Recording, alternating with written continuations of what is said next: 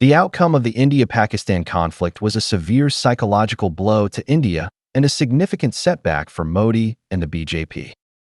After suffering losses and provocations against China, India believed it could bully Pakistan to regain dignity, but instead faced greater humiliation.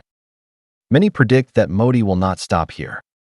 He will strengthen military capabilities, acquire more weapons, and launch new military actions against Pakistan before the next election to salvage his political career and the BJP's reputation.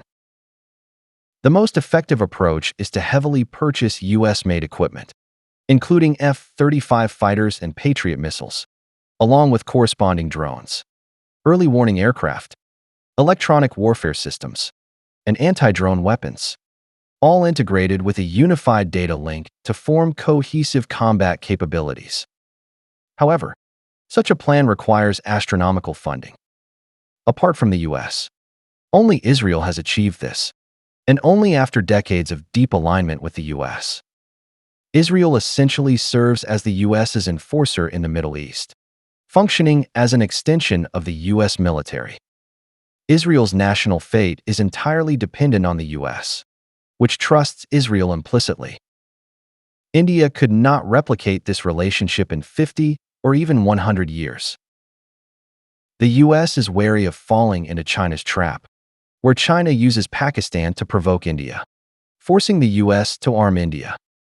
In conflicts, China could then test the capabilities and parameters of US-made weapons, gaining an edge in China and US confrontations. The US is well aware that Pakistani soldiers are of higher quality than India's. Even with superior weapon quality and quantity, India can only achieve a slight advantage. If Pakistan's military obtains equipment equal to India's, India would be overwhelmed. If F-35s are repeatedly shot down, it would severely undermine the US military's global prestige and shake US hegemony. The F-35 is the US military's most advanced active fighter, as the F-22 is no longer in production, and both have low readiness rates. Poor F-35 performance could instill psychological fear in US pilots, hindering their effectiveness in confrontations with China. Moreover, China has successfully test-flown multiple sixth-generation fighters.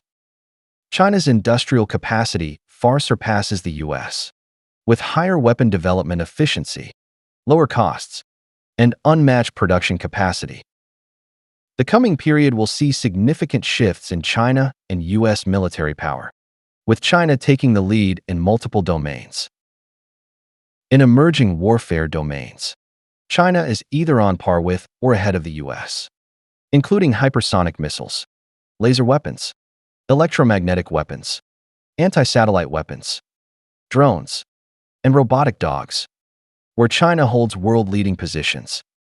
To maintain military superiority, the US would need to spend at least 10 times China's military budget, as its industrial base cannot support independent development, production, and maintenance of such complex systems.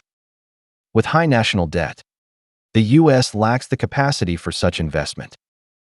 Consequently, the US may retreat to the second island chain, abandoning China's heavily invested defense zones, such as the Taiwan Strait, the South China Sea, and Pakistan.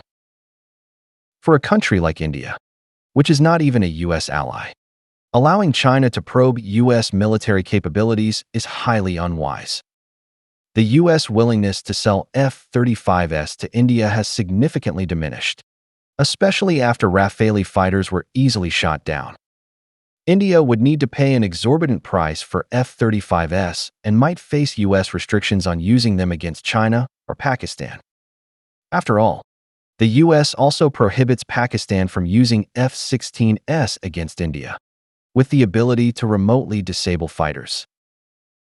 Without acquiring F-35s and building a systematized weapons ecosystem, India's purchases of French or Russian weapons are meaningless. In terms of national strength, Russia and France lag far behind China, lacking China's complete industrial chains, robust industrial capacity, and technological prowess. For example, France's gallium nitride radars are far inferior to China's. France can equip India with such radars, but at a much higher cost, as it lacks production capabilities and must import components. France also lacks a comprehensive system of early warning aircraft, bombers, drones, electronic warfare systems, satellite navigation, and anti-satellite weapons to form a modern, complex data-linked network. China has world-class companies like Huawei in communications, advanced aerospace technology, and cutting-edge electronics industries.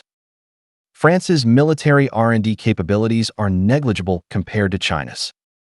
If France increases arms sales to India, China will supply Pakistan with more advanced equipment. China can provide fifth-generation fighters like the J-35, while France lacks such capabilities. In the next conflict, French equipment will face new humiliations. As for Russia, it may sell weapons for profit but will not provide India with its most advanced systems to avoid offending China. Russia's relationship with China is far more important than with India. Modi's repeated betrayals, such as skipping Russia's Victory Day parade, have landed him on Putin's blacklist. Given the chance, Russia may retaliate against India.